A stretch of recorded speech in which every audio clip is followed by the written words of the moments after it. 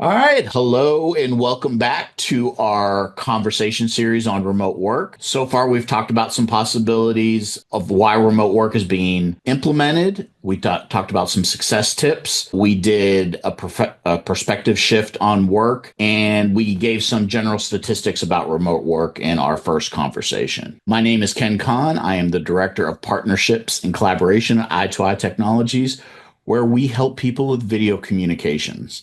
As always, I'm here with my friend and colleague, the person you really want to see and hear. I'm Roxanne Glosser. I'm Director of Marketing and Learning with Eye2Eye Technologies. And in our conversation today, we're going to be discussing why remote work is being mandated against. And the first topic that we're going to discuss has to do with collaboration. There are so many examples in current events of business leaders who give various reasons why they are against remote work. And one of them has to do with collaboration and that the mentorship, employee engagement, all of that suffers when employees work remotely. And so, Ken, I know that's not the experience you and I have had. Your initial reaction to that whenever you hear that you can't collaborate if you're working remotely.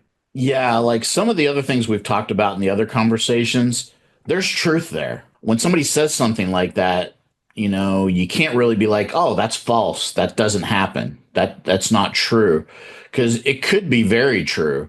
And I would say probably in a lot of cases it's true. It's once again it's deceptive. It's a deceptive comment against remote work because I would challenge, is collaboration happening in the office just randomly, just, happenstance?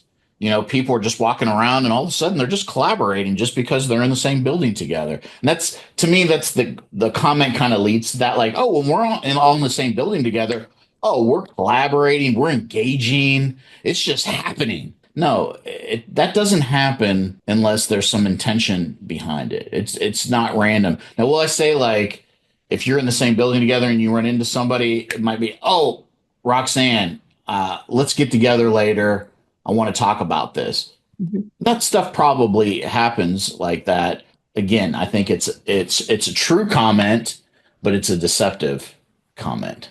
As you were describing that, one of the things I would add on to that is that there's a difference between what is collaboration and kind of what is group work. And I think that's another element of this because to me, a group work type thing is where you have a team come together and each person has an individual piece, they do it, and then you reassemble it into the whole. So that to me is, everybody has an independent assignment.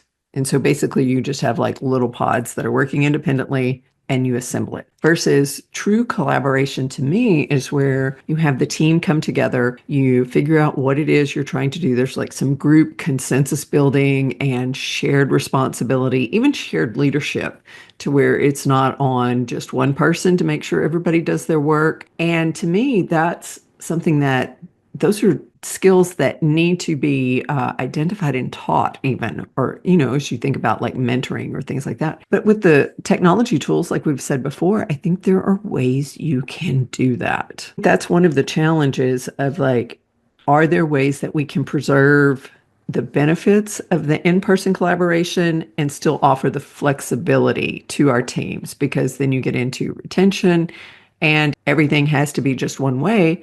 I don't think that's going to make for the like highest performing teams and employees.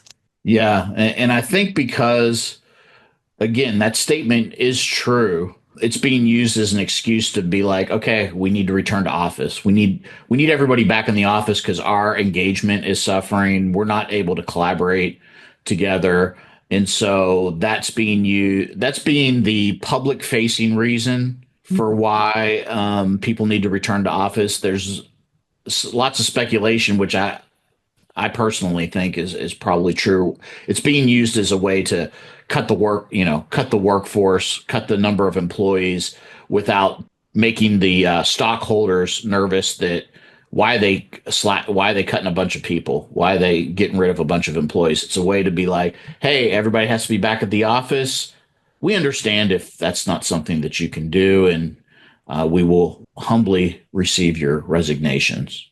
was, I know in the notes we had that comment from Nick Bloom, the Stanford economist, and he studied remote work in depth and said that one of the examples he gave was the Amazon's return to work push, and that could just be that backdoor layoff strategy. Just like you said, yeah, it's a great way to be like, we're offering you a choice. Yes, that's true.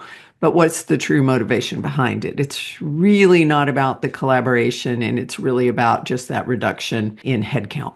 Yeah, and that was an interesting comment that I saw about the Amazon return to office.